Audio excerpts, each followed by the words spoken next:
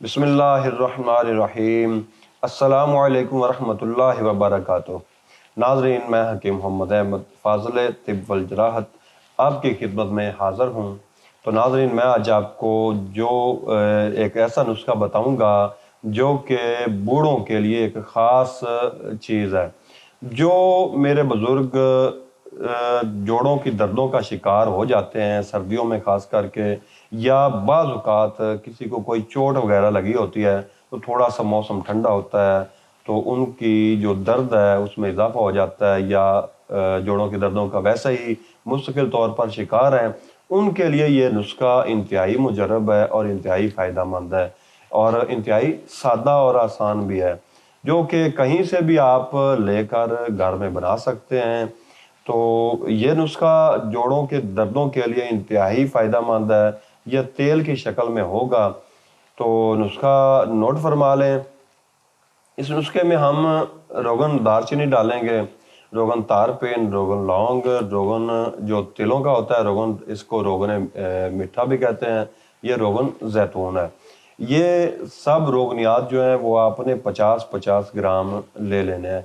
कोशिश करनी है कि आप इनकी क्वालिटी पर कंप्रोमाइज़ ना करें। क्वालिटी वाइज ये चीज़ें आपने बहुत अच्छी लेनी है, किसी मुस्तनद पंसारी से लेनी है जो कि काम अच्छा कर रहा हो। तो इसके अलावा आपने ये जो चीज़ें हैं ये 50-50 ग्राम है। जायफल और जलवतरी ये आपने ले लेना है 15-15 ग्राम आपने बाज़ार से। तो आपने ये जो तमाम तेल हैं इनको आपने एक बर्तन में डाल लेना है और इनको आपने आग पर रख देना है।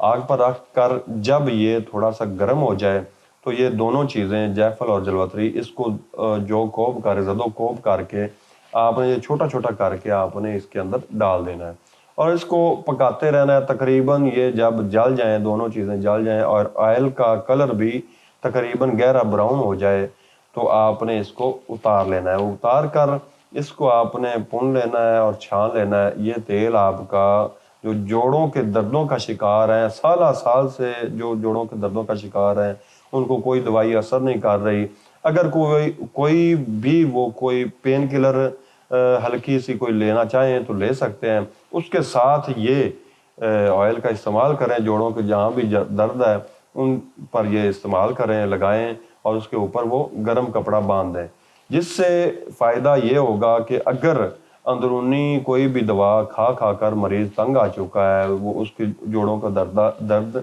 ठीक नहीं हो रही, तो इस ऑयल के इस्तेमाल से इंशाल्लाह वो सेहतियाब हो जाएगा। उसकी जोड़ों की दर्द जो पुरानी है या नई है वो इंशाल्लाह इसके इस्तेमाल से सेहतियाब हो जाएगा। इसमें आपने एहतियात जो करनी है वो ये करनी है कि आपने जहाँ भी दर्दें हैं, आपको जोड़ों का दर्द का मसला है, वहाँ पर अगर ये ऑयल अगर आपने लगाना है तो हवा वगैरह से आपने बचाव रखना है, हवा के करीब नहीं जाना। अगर पंखा ऊपर चल रहा है तो बिल्कुल पंखे के करीब या पंखे के नीचे आपने नहीं सोना।